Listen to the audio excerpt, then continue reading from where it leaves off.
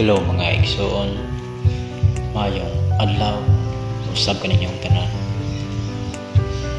Dinhi nining bidyuha atong mapaminawan ang tingog sa bala espiritu sa kamatuoran. Gamit lang ang usa ka tawo kasama ka nato nga naa sa labing ubos. Diin iya kining isaysay ang sinulat ni San Pablo ngadto kay Timoteo, ang mga namuno sa simbahan. Kung kamo magbabasa, masabtan na ninyo kinitanan. Ug kung kamo magbasa sa kinahanglan kayo ninyo basa una ang pamagat ni ini ug una tapuson ninyo kini pagbasa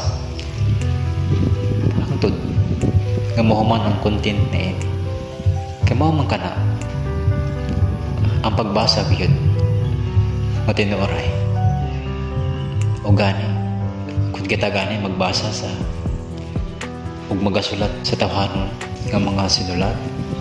Di ba adwa na manggayud kita heading,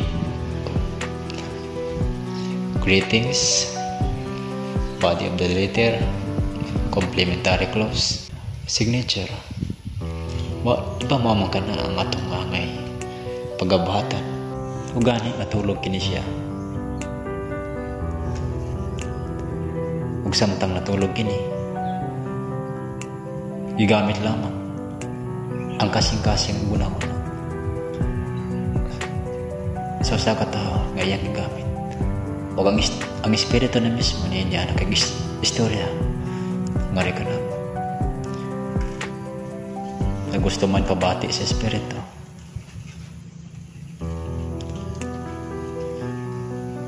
Ngadto ka na og sa tibuok kalibutan nga badunggan niini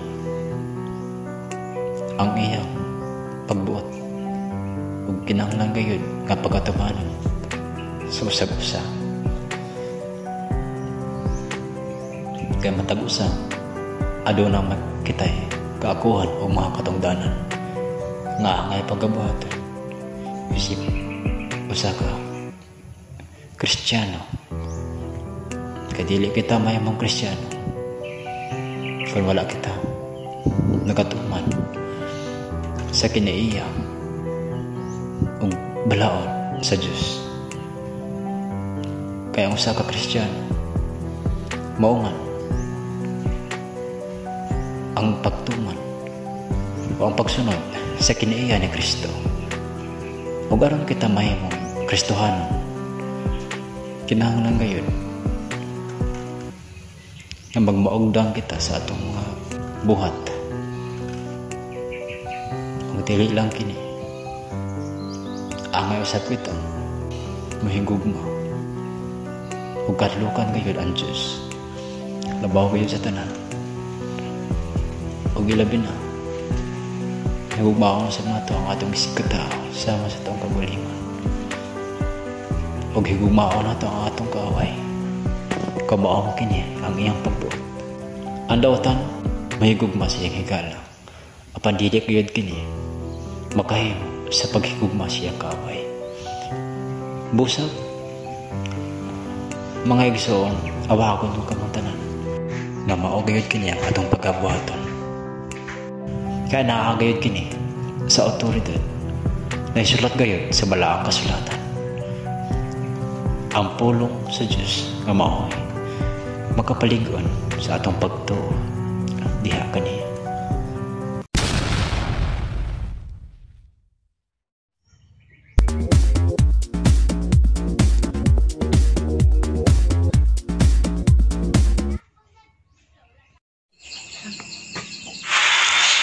Alang kami yung namunuan.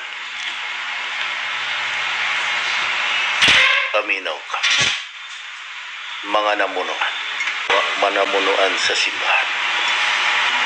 Pagalagad ka mo. Sama ng akong mga karnero. kinahanglang maayo kiniya og batasan. Kinahanglan maayo siya motiban sa iyang pamilya. Dili mga tawhanan. Ayaw palabi pagupog-upog. Kinahanglang maayo sa mga tao. Alang sa namunuan sa nasod. Sa kalibutan nga pagdumala. Buhatan ninyo nga duol ka nako. Inyo ka ng katungdanan. Bisan ang mga pulis o ang mga sundalo. Inyo ka ng katungdanan. Tumana lang ninyo ang sugod sa inyong agano. Kung adunay mga dautan ug dili maayo na gibuhat, ayaw lang ninyo sunda. Tumana lang sila aron dili kamo mag-away. Kamusap nga nagatiman o nag-alagad sa Dios. Kinahanglan ipakita nga Diyos nun kamo.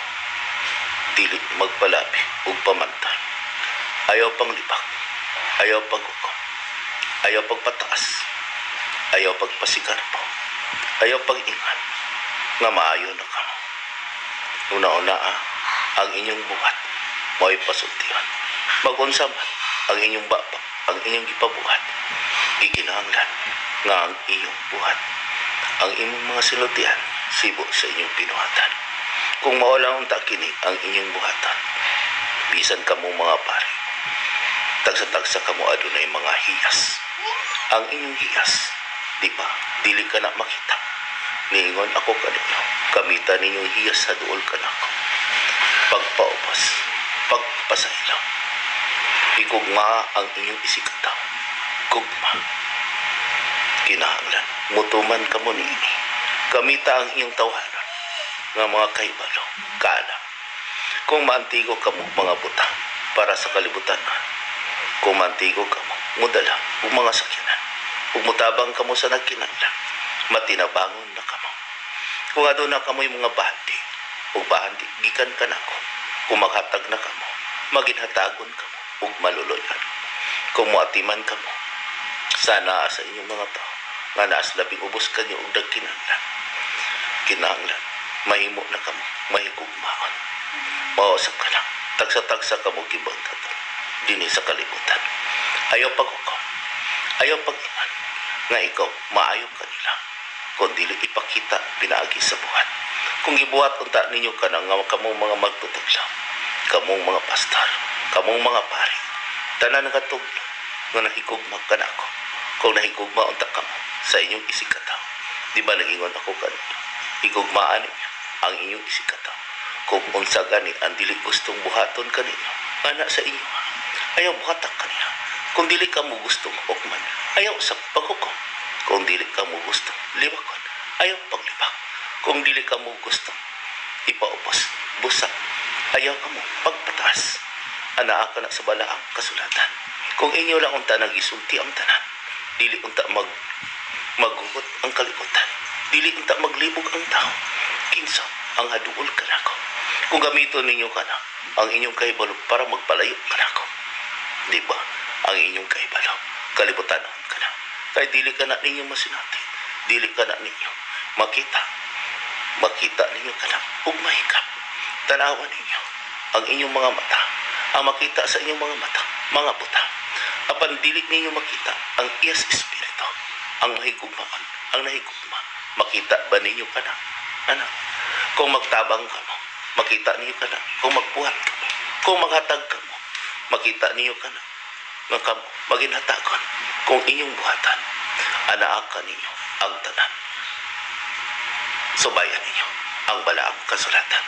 Uspod ko, adunay mga pamakan, uuluhan, humanan ninyo ang uluhan ini. Tanawa, unsay gibuhat sa mga tao, magpili og pabor kanila.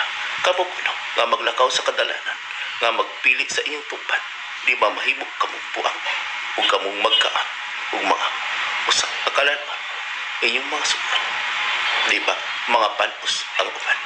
Pag-awit ko no, nga dili niyo umanon. Di ba, mura kamong puang, ug dili niyo masabtan. mao kana ang inyong pagtuis. Kung wala unta ninyo gituis, subayan ninyo gikan sa sukat. Di ba? Anaa ka na sa inyong mga sulat. Kung magbuhat ka mong sulat, adunay sinugdan. Aduna kasi mga di ba? Sa mga pulong nga sa mga pulong nga pinulungan. Adunay pamuhatan, panimula, katawan ng liham, pangwakas, ug lagdaan niyo ka na. Dili lagda gikan sa makamot, kundi ilagda sa inyong kasing-kasing ang iya sa espiritu. Dili niyo masabtan ang inyong gisulti kung inyong putol-putulan. Mausap, kung ang tao nga magputol-putol ang istorya, dili masabtan. Karon anak, anak ko, pagitaon ko ang akong mga kaginaw. Tudluan ka mo, aron inyong masabtan. Salamat ka ninyo. Ang kalinaw, mana ang